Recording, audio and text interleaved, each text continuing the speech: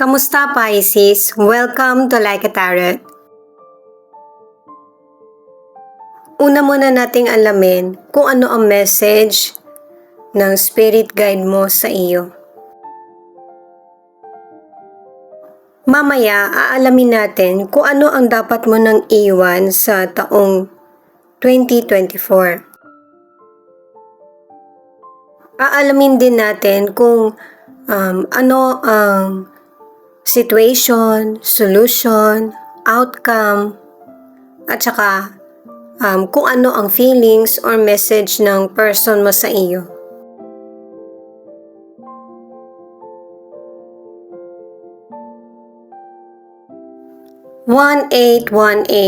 Be prepared to receive the abundance that will come to you, and you have the value and the right to it. May darating na kasaganaan sa buhay mo. 222. Good omen for relationship. Seek balance and peace. Malalaman natin yung ibang detalye gamit ang tarot cards kung bakit yan yung message ng spirit guide mo. Alamin natin kung ano ang dapat mo nang iwan sa taong 2024. Itong reading na ito ay para sa taong 2024 lamang. Ang reading na ito para sa mga bagong viewers ay guide reading lamang. Hindi magre-resonate sa lahat. Kunin mo lang yung akma sa sitwasyon mo at kung kailan mo ito napanood yun ang start ng 1 week reading para sa iyo. Ikaw na bahala magpalit kung si person mo ito o ikaw.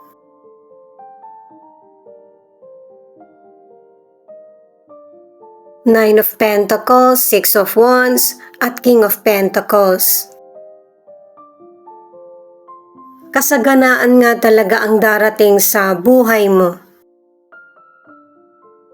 Yung tagumpay na nagpapatuloy at saka pangmatagalan.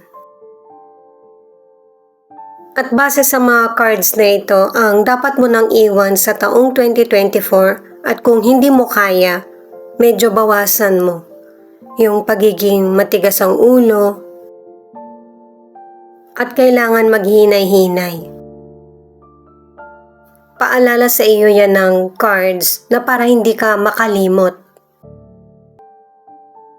Sa career o negosyo, merong success, victory, at saka ang ilan ko naghahanap ka ng trabaho, ito yung magandang timing, matatanggap ka. Sa mga negosyante, magkakaroon ka ng mga bagong customer na patuloy na susuporta sa iyo dahil sa mga produkto na meron ka. At saka sa magandang serbisyo na ibinibigay mo. Kung nag-invest ka, mapapalawak mo. At saka ang ilan sa inyo yung negosyo mo, ganun din, mapapalaki mo. At mas lalo ka pang bibiyayaan kasi hindi ka madamot sa pag-share ng kung paano ka naging matagumpay.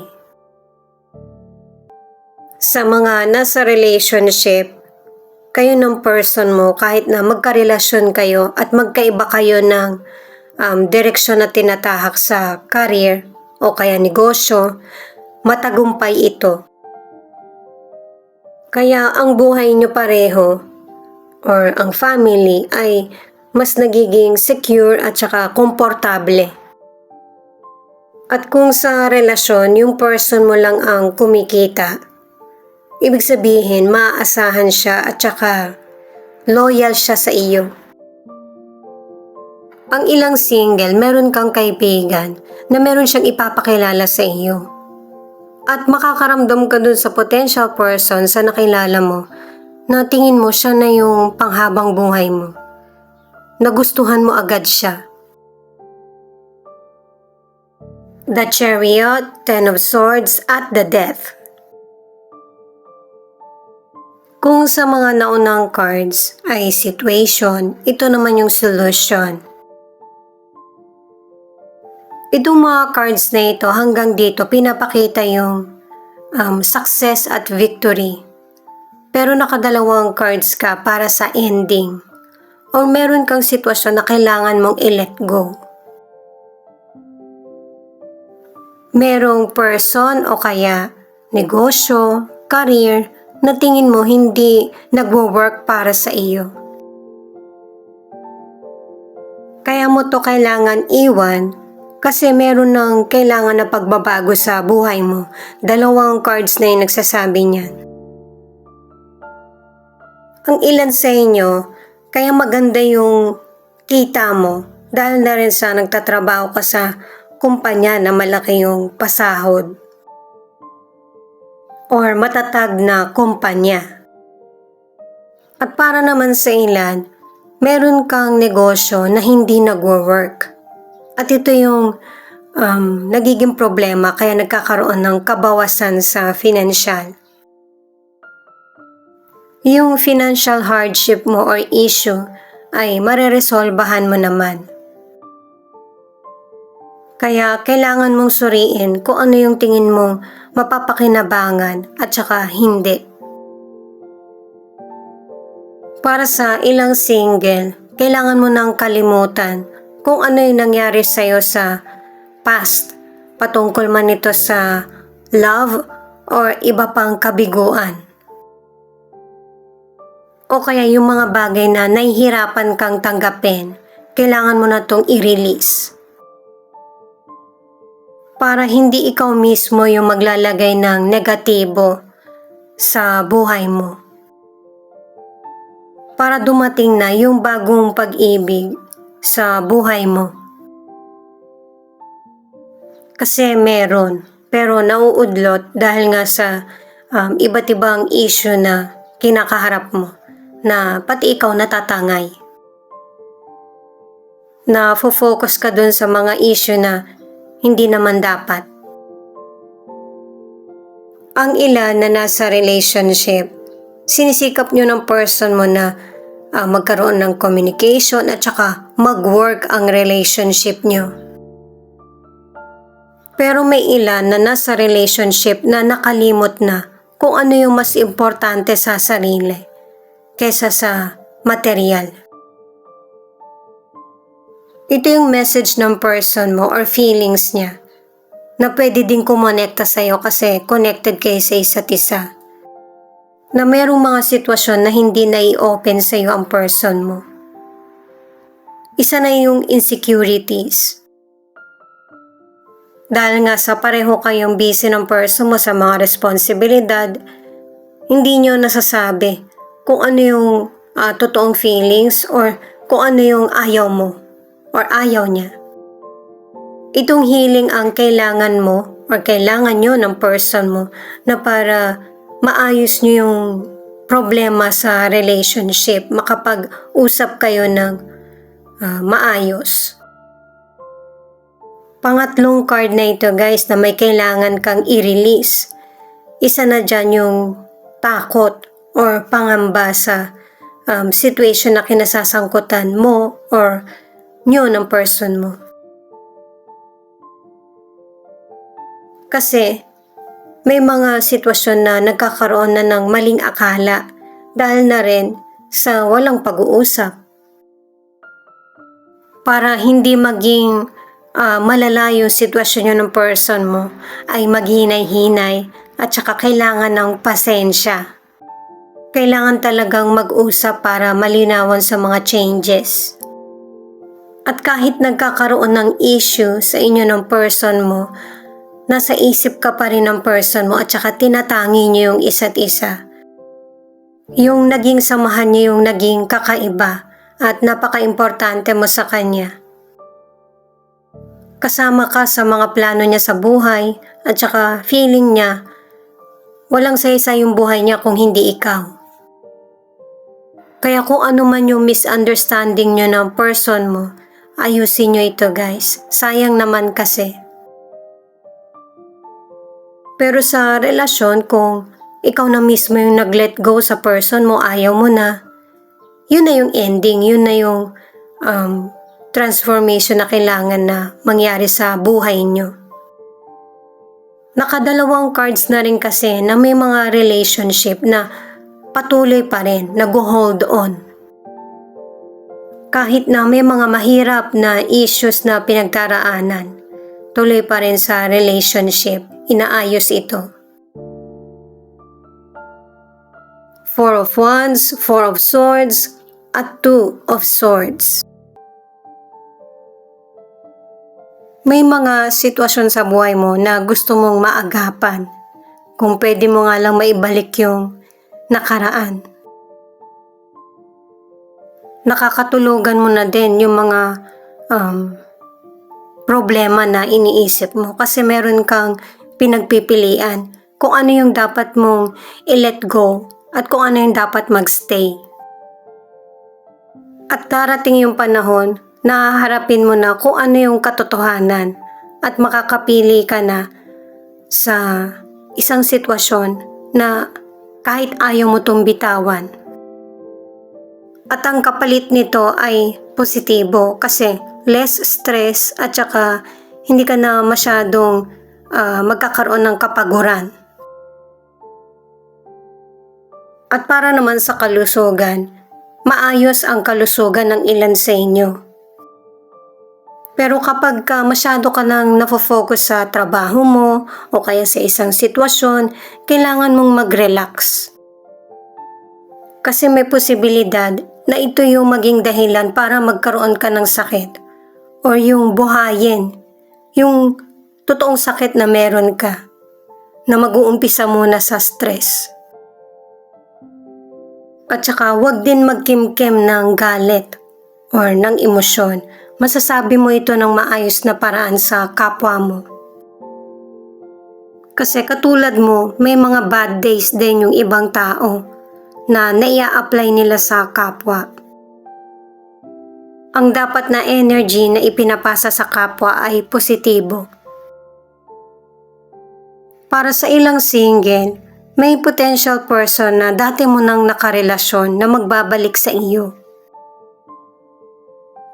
Dahil sa panahon na hindi nyo pagkikita, marami na rin nagbago dun sa dati mong nakarelasyon.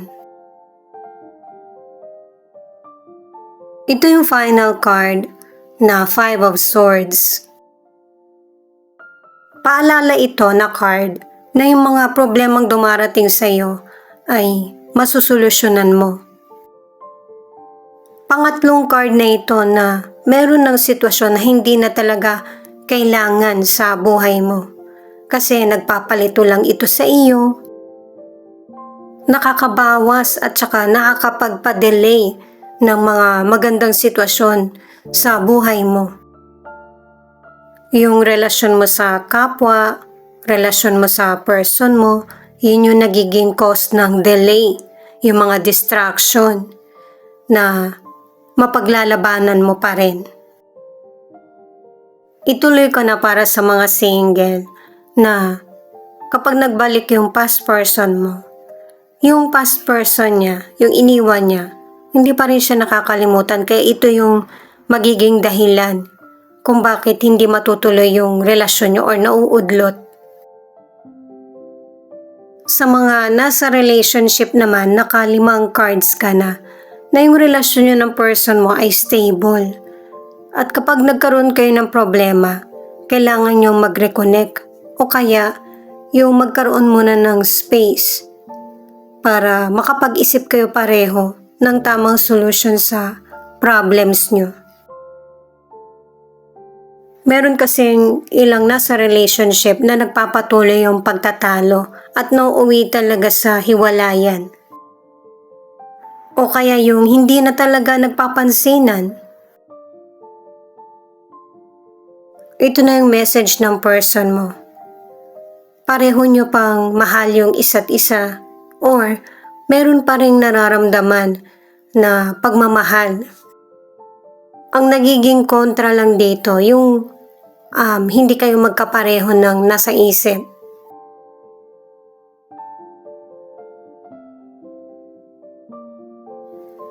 At ang isa pa, itong card na ito, yung takot na masaktan yung person mo sa sasabihin mo sa kanya kahit siya marami nang nasabi sa iyo. na kailangan mong malagpasan or i-let go yung takot. Marami ka nang natutunan na naia-apply sa iba't ibang sitwasyon na nangyayari sa buhay mo. Nakadalawang cards ka na ang ilan sa inyo, pareho kayo ng person mo na hindi makatulog. Kung ikaw, love ang nasa isip mo, yung kapayapaan, yung person mo naman yung responsibilidad.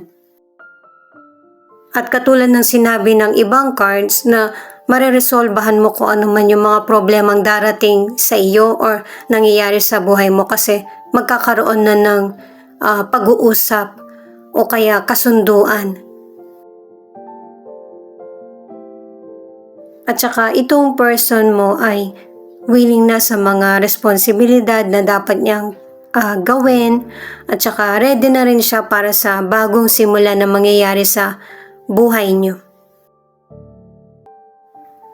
Itong card naman na ito ang nagsasabi na mas lalong nagiging matatag ka na sa sitwasyon at saka nakakaya mo nang harapin kung ano man yung problemang nangyayari sa iyo or nangyayari sa person mo.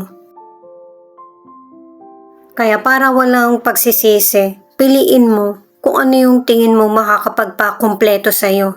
At saka sinabi na sa mystical cards, yung message sa iyo ng guide mo, mas piliin or hanapin yung balanse at kapayapaan sa buhay mo. Yun kasi yung magiging sagot para sa mga sitwasyon na nagpapalito sa iyo. Ito yung ilan sa 12 zodiac sign na nangunguna sa reading na ito. Capricorn, Taurus, Sagittarius, Aquarius, Libra. Pwedeng hanggang dito sa charms makaresonate ka or hanggang sa mga cards lang. Ito naman yung letra na posibleng andito yung letra ng pangalan ng person mo o kaya letra ng pangalan mo.